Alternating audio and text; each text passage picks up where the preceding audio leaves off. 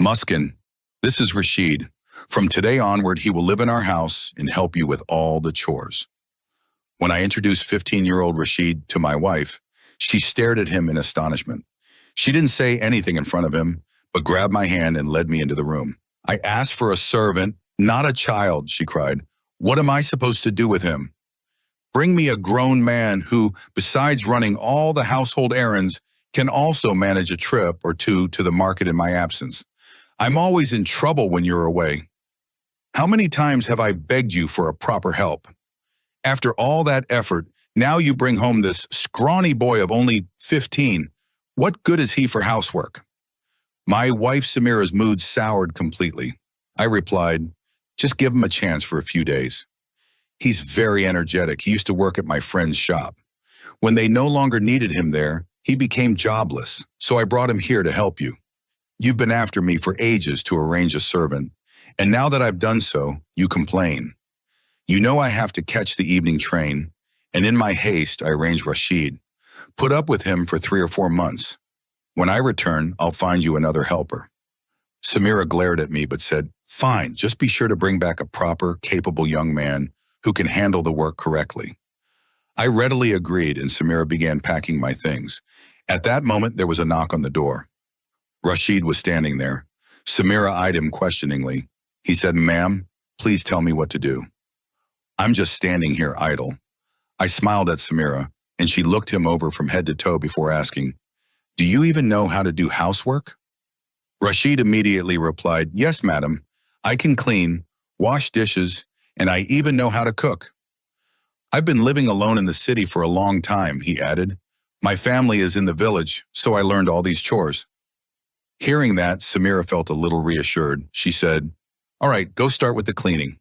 After the master leaves, I'll see all your masterpieces. Let me taste your cooking one day to know how good you are. Samira was by no means convinced by Rashid, but she had only kept him because I insisted. After I left, she went with me to the railway station. Tears welled in her eyes. Being without me was very hard for her. I comforted her. It's only for a few months. When I return, don't ever send Rashid away, or you'll be in trouble with the household chores. I stressed this firmly because she had a habit of dismissing any servant she didn't find satisfactory. She simply nodded silently, and I bade her farewell and set off on my journey. I had to go to another city for 3 months. My business was on the verge of a new breakthrough. I was negotiating a big deal with a client, and this trip was essential. I wanted to become so successful in life that my wife would never have to turn to her father for anything. The thought of her relying on her father for even our smallest needs was unbearable to me. Had she appealed to her father, he would have dispatched an entire battalion of servants to our house. Yet I wanted to handle this myself, so I entrusted Rashid to Samira's care. I knew my wife was tormented by loneliness. She came from a very wealthy family, and although I was comfortable, I could not match her family's riches. 2 months earlier, our long-serving maid had resigned, leaving Samira to shoulder every household task. She became irritable and resentful. Whenever I tried to hire a replacement, she found fault. She demanded a strong young man who could dash through chores and run market errands. Female servants dawdle, she would say. They meddle with our possessions. No matter whom I engaged, a middle-aged woman included, Samira suspected her of pilfering trinkets and refused to keep her. My only recourse was to select Rashid, though I had plenty of young men to choose from. The thought of leaving my beautiful young wife alone with a handsome male servant filled me with envy and insecurity. I harbored a constant fear that Samira, so young and lovely, deserved someone far more worthy than me. My mind replayed the idea that she deserved a stronger, more handsome husband, and that she might leave me for someone else if he proved more attentive. This insecurity compelled me to choose a 15-year-old boy instead. Rashid's youth and innocence could never supplant me in my wife's affections. Moreover, he was remarkably skilled at every household task. Samira could easily manage with his help. Relieved by this compromise, I departed on my business trip convinced that at least our domestic front would not collapse in my absence. Once I arrived in the other city, I threw myself into work.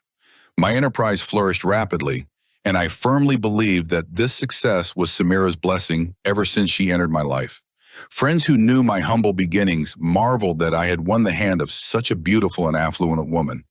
To protect her from unwelcome attention, I had distanced us both from old acquaintances, meeting them only discreetly outside the house. Now, with our new outlet poised for expansion, I could not afford distractions. Each evening, I phoned Samira. She reported that Rashid exceeded her expectations. He tackled cleaning, cooking, and errands with surprising energy. Hearing her praise brought me immense relief. She no longer yearned for another servant. Meanwhile, I finalized my deal and inaugurated the new branch, dedicating every waking hour to its success.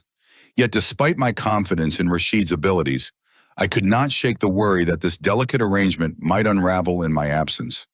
I feared that if my return were delayed, Samira's initial relief could give way to frustration.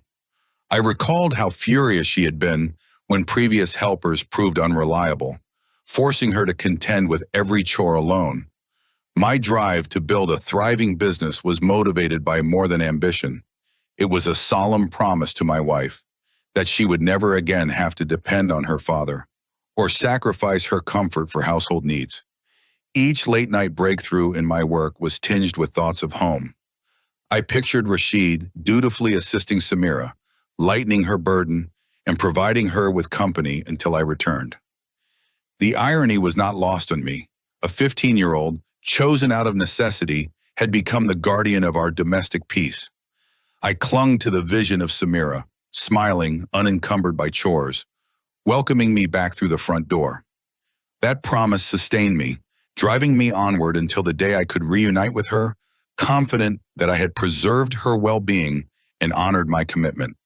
The first month passed in a whirlwind of activity, but by the second month, the workload had eased and things began to settle down. I started calling Samira every night, but for some reason, she simply wouldn't talk properly. It was as if she was exhausted. Sometimes she would even fall asleep mid-conversation. I would ask in surprise, "Samira, why are you so sleepy? You used to stay up all night, but now as soon as we start talking, you nod off. And even answering me takes a huge effort." She told me, "My routine has changed. I spend the entire day on household chores, and at night I fall asleep early." Her answer astonished me. She'd never been accustomed to housework.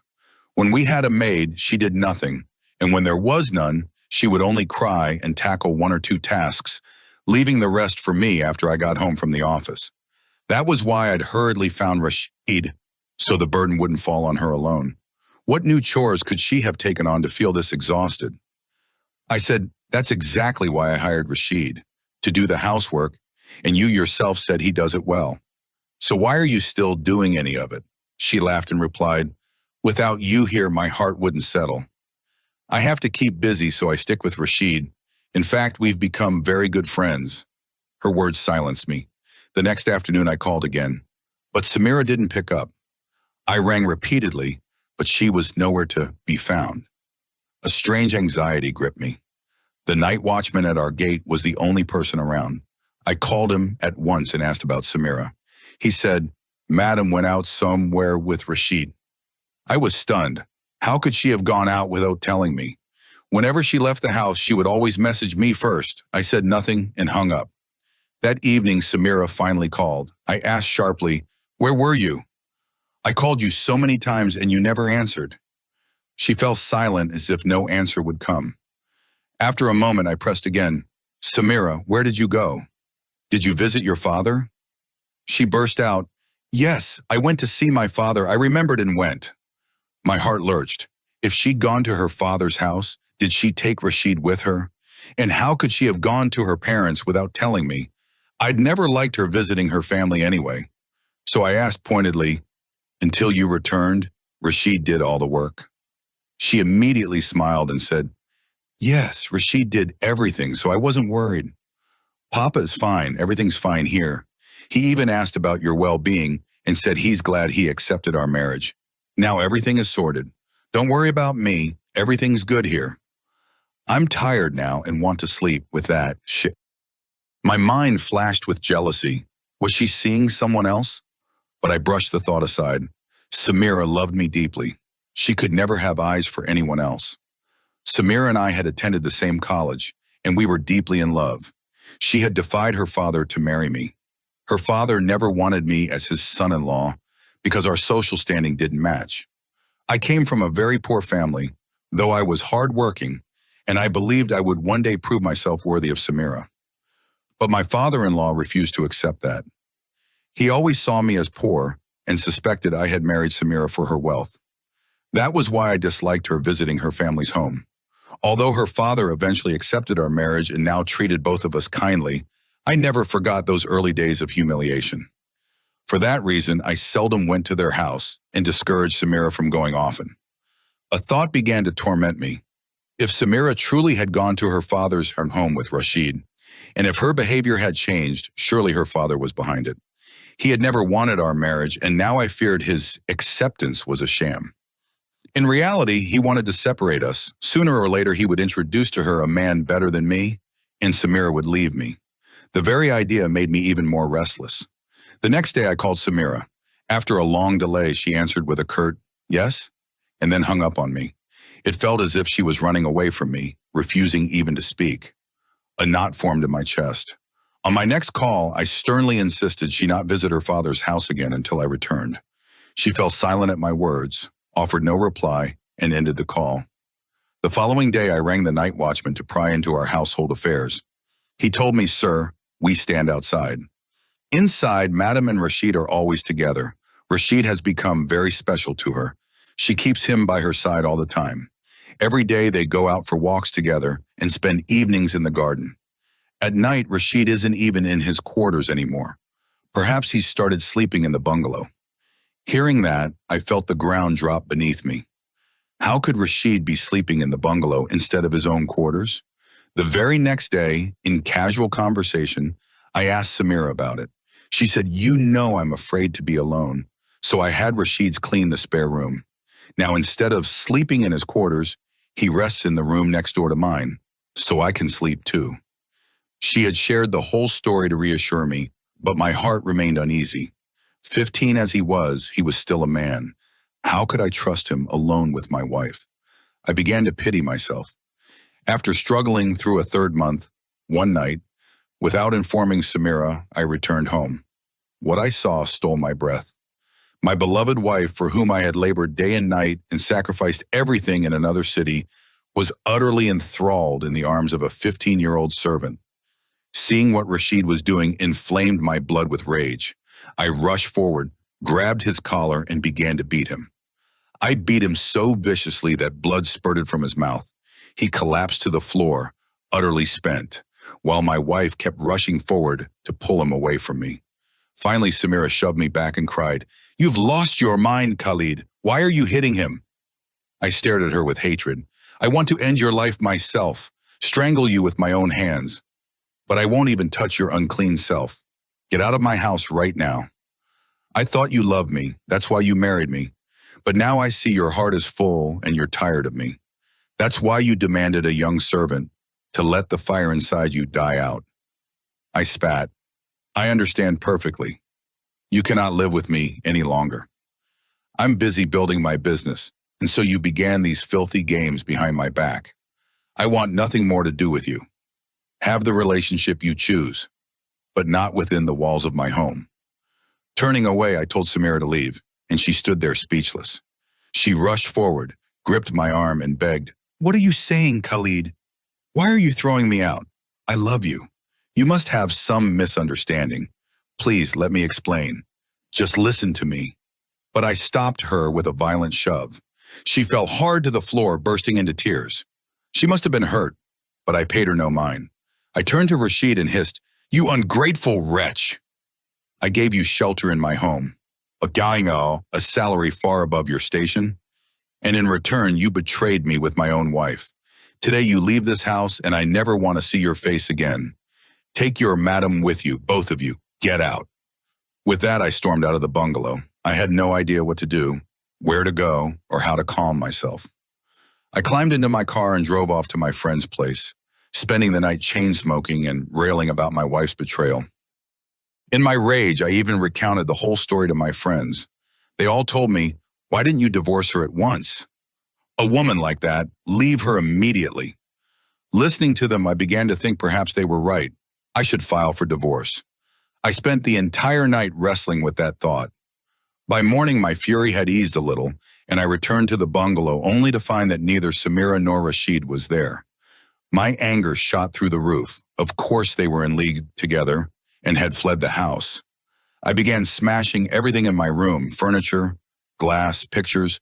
Hours passed in that blind rage. Then my phone rang. It was my father-in-law.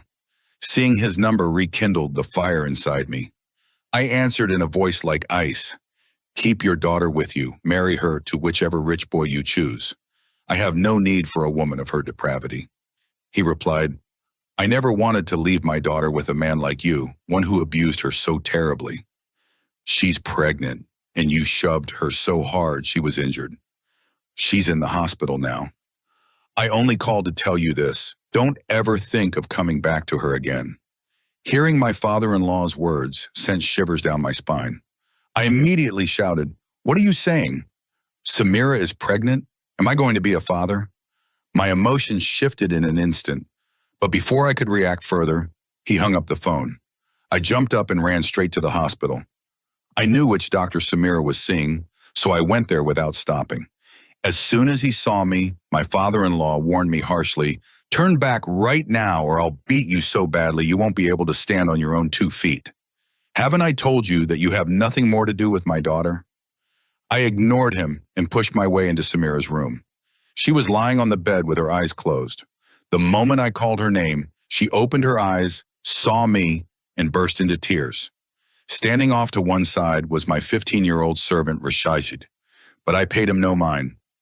Between sobs, Samira explained, A few days after you left, I discovered I was pregnant. I wanted to surprise you, so I didn't tell you, but because of the pregnancy, I've been feeling unwell. My stomach has been up and down all day.